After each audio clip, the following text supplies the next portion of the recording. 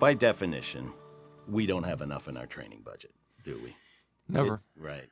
It's tough. And in some cases, really, it's very true. It is a tight training budget, right? But the fact of the matter is, what gives us the best possible chance to succeed with that is to have a really strong plan, right? So let's talk about a few of the ways that we can absolutely maximize that training budget. Sounds good. Go. So a key thing is defining success. What is it that you really need the most? What can you be most successful with? If you think of a sports team, you don't go out there just to get better each week. You have specific things that you can hone in on to get better at, and it's no different from training. It's true. You know, imagine a team that just runs out to practice and you run around. There's no particular structure. You haven't really looked at the type of things you got to get better at and so forth. You just go play. Well, business can't work that way, can it? We have to work on the things that will help us succeed. So I'd add another one, and that is around focus, right? Focus on the most critical skills you need to address in order to succeed. Again, same story. Imagine that you didn't, right? Imagine that you only touched on those skills. And one of the things that we find with companies that are trying to operate on a limited budget is they run trainings which are kind of designed to have one size fits all. And the frustration that participants express about that is, you know, right when we started to focus on the thing I needed most, we jumped to something else. Focus. Another concern is timing. Yeah. Some firms are in the midst of hiring people, hiring salespeople, hiring a manager. And that's not the best time to do training. So look at when is the best time to maximize your opportunity. When it comes to timing, one of the nice things that we offer at Strategic Enhancement Group is public seminars, which we offer throughout the year.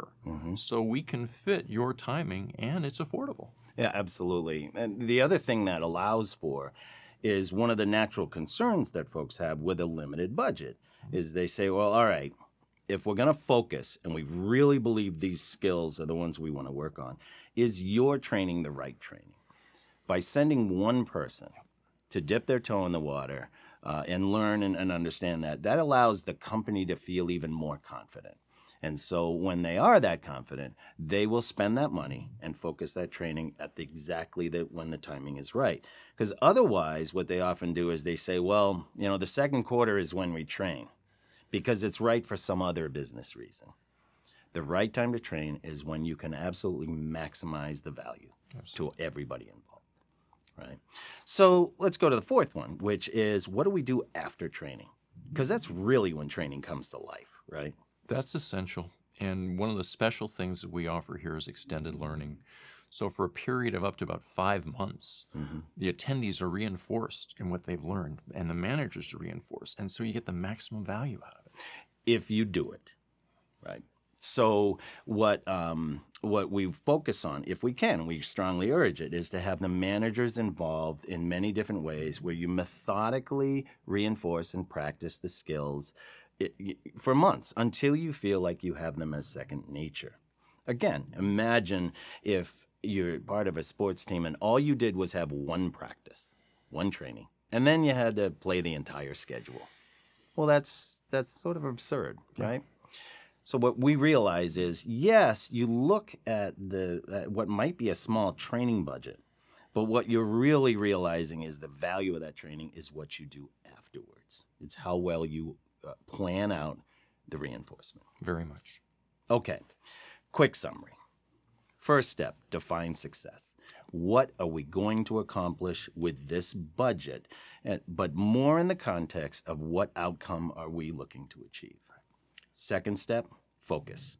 Right? Focus on building the skills, the muscles you need most at this time with these people to succeed as a business, right?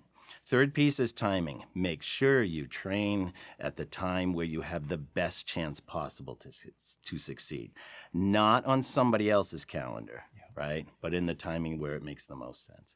And fourth, understand that the power of that training on any size budget, but especially small budgets, right? The power of that training comes in what you do afterwards. Fair.